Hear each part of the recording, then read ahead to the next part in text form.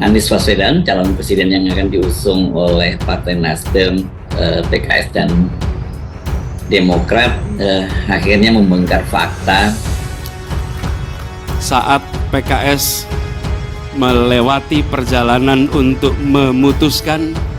PKS melewati jalan perjuangan yang juga tidak mudah. Banyak rayuan, banyak tekanan, dan juga mungkin ada ancaman bahwa ada seorang menteri kabinet Jokowi yang juga ketua umum partai pernah menawari PKS masuk dalam kabinet Jokowi. Tujuannya itu jelas ya, dengan masuknya PKS ke dalam kabinet maka ya koalisi perubahan ini akan berantakan, karena koalisi perubahan ini kan terdiri dari PKS, Nasdem dan Demokrat. Siapa menteri yang juga ketua umum partai itu, kita juga cuma bisa menduga-duga, karena sekarang ini kan ada 3 orang ketua umum partai yang juga jadi menteri di dalam kabinetnya Pak Jokowi. Yang pertama tentu saja itu kita menyebut nama Menteri Pertahanan Prabowo Subianto yang juga ketua umum partai Gerindra. Yang kedua siapa? Kedua yakni Menko Perekonomian Airlangga Hartarto yang juga ketua umum Partai Golkar. Dan yang ketiga ini yang paling belakangan masuk dalam kabinet yakni Zulkifli Hasan, Menteri Perdagangan yang juga ketua umum Partai Amanat Nasional. Siapa kira-kira di antara ketiga orang itu yang menawari PKS?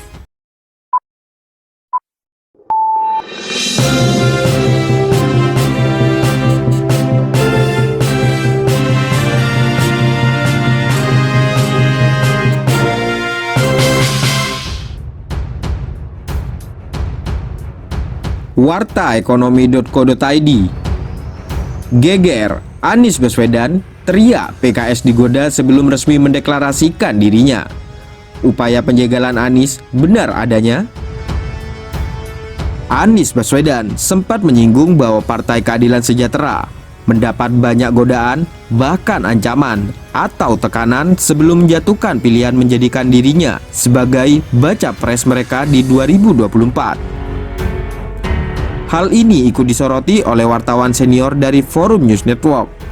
Hersu Beno Arif mengungkapkan, publik bisa menduga sendiri siapa yang menekan PKS. Tanpa dijelaskan sebelumnya pun, kita sudah bisa menduga-duga siapa yang dimaksud Anies Baswedan, ujar Hersu melalui kanal YouTube Hersu Beno Point, dikutip hari Minggu 26 Februari 2023. Bukannya tanpa alasan, Hersu menyebut sebelumnya sudah ada petunjuk dari internal PKS sendiri siapa yang lakukan upaya menggoda dan menekan mereka, yakni menteri dan ketua umum partai.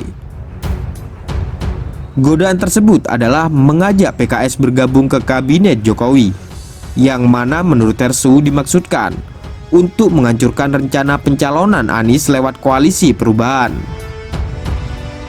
Tujuannya jelas, masuknya PKS ke kabinet maka koalisi perubahan akan berantakan. Salah satu keluar, otomatis koalisi akan berantakan dan Anies tidak dapat tiket, jelasnya. Kita cuma bisa menduga, karena saat ini ada 3 orang yang ketum partai yang jadi menteri di kabinet Jokowi: Prabowo, Menhan, Gerindra; Airlangga Hartarto, Menko Perekonomian, Golkar; dan Zulkifli Hasan, Mendak, PAN. Tambahnya, Hersu juga mengaku dapat informasi lain bahwa selain dugaan 3 nama tadi, ada juga menteri yang menawarkan atau melakukan godaan yang tak jauh kalah menggiurkan. Intinya adalah agar PKS meninggalkan Anies Baswedan. Tawaran-tawaran ini tidak cukup membuat PKS tergoda dan membuat PKS bertahan, ungkapnya. Sebelumnya pada Oktober 2022, Wakil Ketua Majelis Syura PKS, Sohibul Iman, menyebut tawaran kepada mereka sudah lama berlangsung. Kalau masalah ditawari masuk kabinet sih sejak periode pertama juga kami ditawari. Tetapi kami ucapkan terima kasih dan kami tetap di luar pemerintahan, kata Sohibul dilansir dari merdeka.com hari Minggu 26 Februari 2023. Sekarang memang berembus isu PKS ditawari 2 posisi menteri. Kami telusuri info ini, katanya itu usulan dari seorang menteri yang juga ketua umum sebuah partai, ujar Sohibul. Anies Baswedan, calon presiden yang akan diusung oleh Partai Nasdem, PKS dan Demokrat, akhirnya membongkar fakta saat PKS melewati perjalanan untuk memutuskan. PKS melewati jalan perjuangan yang juga tidak mudah.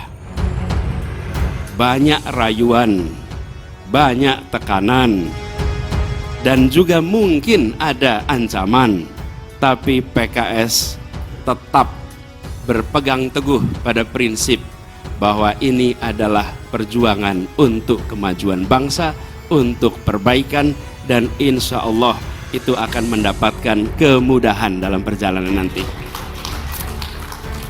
Karena itu izinkan kami menyampaikan apresiasi yang amat tinggi kepada PKS yang teguh menempuh jalan perjuangan ini.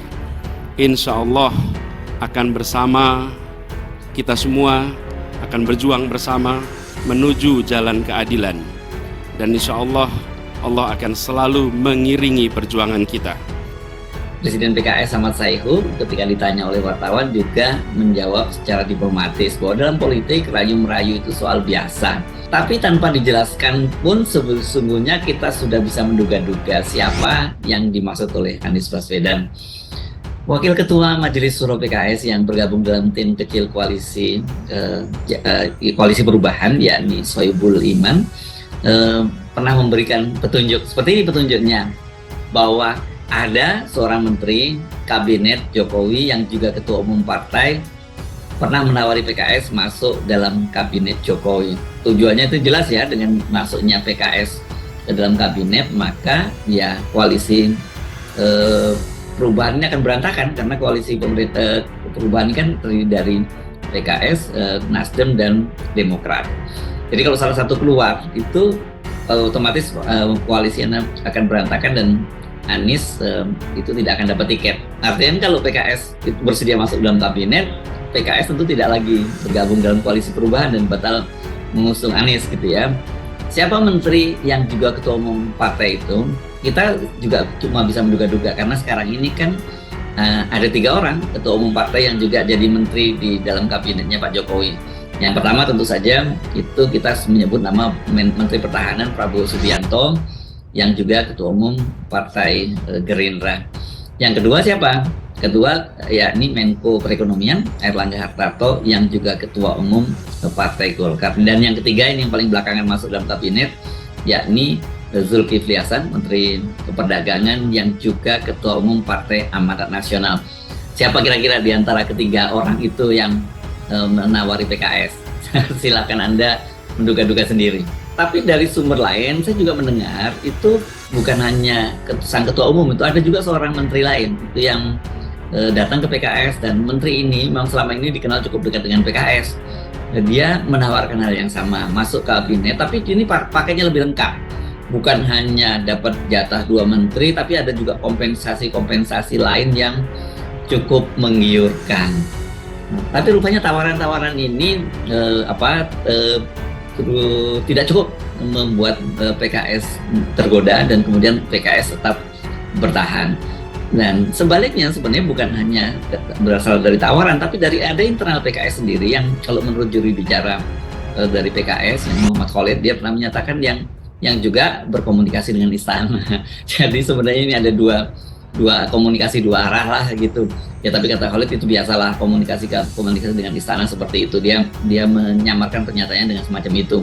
Jadi sebenarnya wajar kalau kemarin itu walaupun sebelumnya sudah dinyatakan mendukung, yakni sudah disampaikan oleh Sohibul Iman dalam sebuah konferensi pers di Bandara Soekarno-Hatta, di sebuah restoran di Bandara Soekarno-Hatta tanggal 30 Januari lalu. Anies itu ya belum sepenuhnya lega, dan baru kemarin dia merasa lega karena itu udah keputusan formal dari partai, karena pengumuman dia dideklarasikan menjadi calon presiden dari PKS itu dilaksanakan setelah penutupan rapat Majelis Suro PKS ya.